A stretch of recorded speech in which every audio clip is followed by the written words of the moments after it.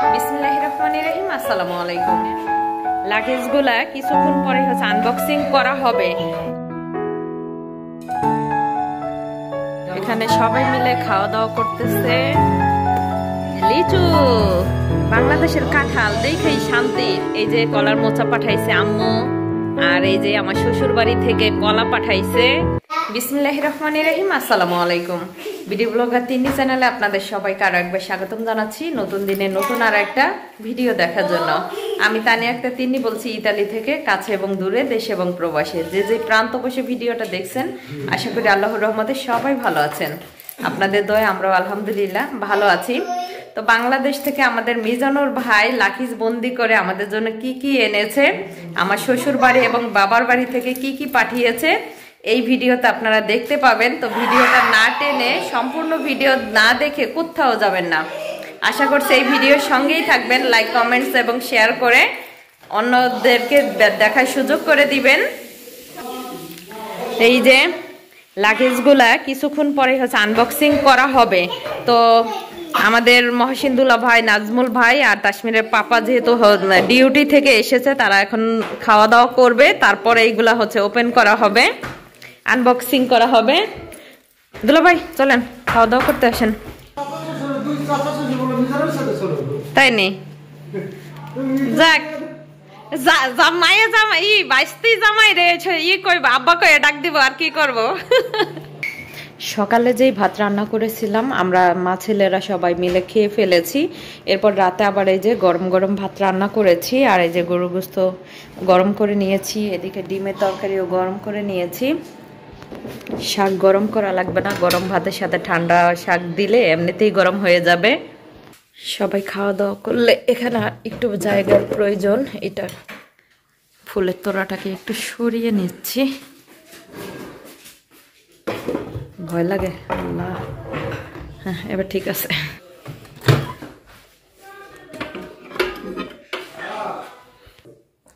বিসমিল্লাহ।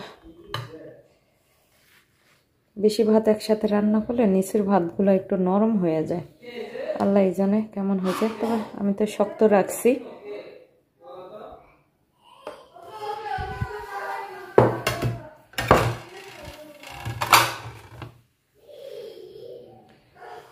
সবাই ডিউটি থেকে আসছে, সবারই অনেক ক্ষুধা লাগছে।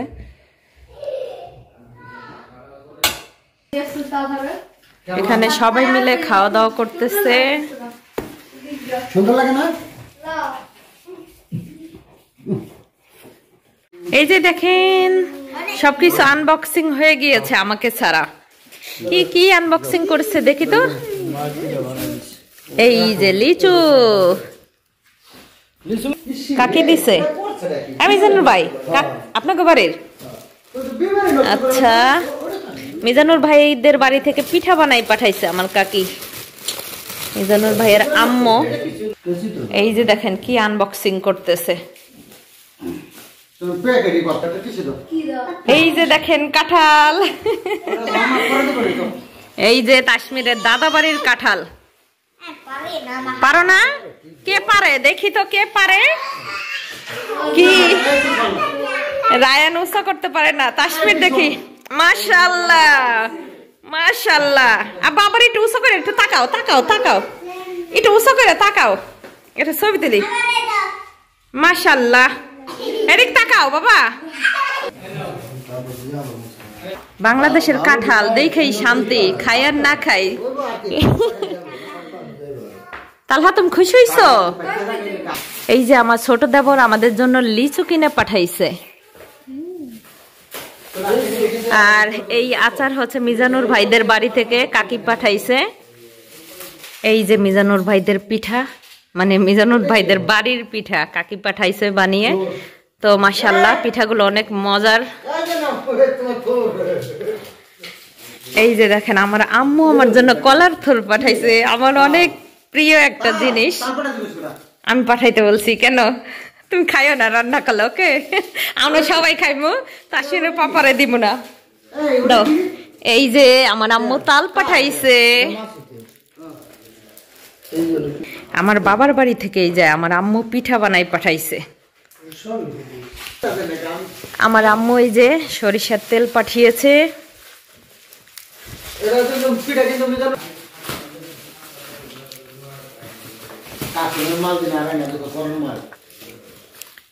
এটার মধ্যে আম্মু আমার জন্য শুকনা মরিচ পাঠাইছে, আর এটার মধ্যে হচ্ছে লেবু, আর হচ্ছে এই ভিতরে হচ্ছে কি যেন বলে খেজুরের কাটা পাঠাইছে এটার মধ্যে। এই যে আমার ছোট দেবর আম পাঠাইছে, আম আনাজি কলা। তালহা ইচ্ছা মতো লিচু খাইতেছে। আল্লাহ,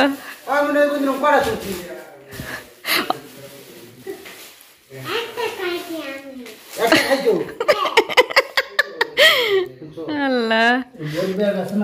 এই যে দেখেন আমার বাবার বাড়ি থেকে এইগুলা হচ্ছে আমাদের গাছের হচ্ছে বেল দিয়েছে, তারপরে এই যে ডাব দিয়েছে একটা। তাসমির রায়ান তালহা তো ডাব অনেক পছন্দ করে। আর এই যে আমার বাবার বাড়ির হচ্ছে গাছের লেবু দিয়েছে। আর এই যে কলার মোচা পাঠাইছে আম্মু।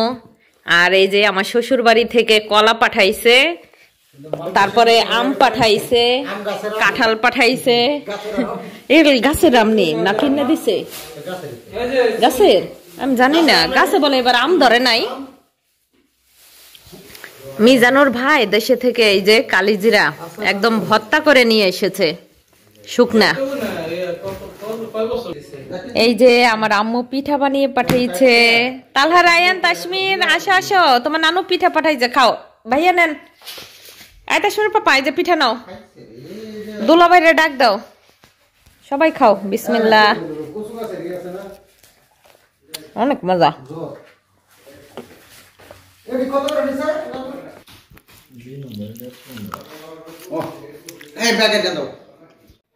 আমরা ইতালির ভেনিস শহরে থাকি। আমার সেজো দেবর এবং একমাত্র ভাই ইতালির মিলানো শহরে থাকে।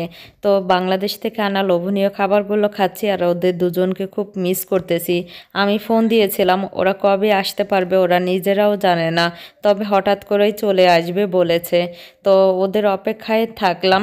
তো বাংলাদেশে আব্বু আম্মু শ্বশুর শাশুড়ি দেবর ননদ তারা ছিল বলেই আমাদের জন্য প্রতি বছরই কোনো না কোনো লোভনীয় খাবার পাঠায়, আর আমরা প্রবাসে বসে বাংলাদেশি সেই খাবার তৃপ্তি করে খাই। আলহামদুলিল্লাহ, আমার মতো এরকম সৌভাগ্য খুব কম মানুষেরই আছে।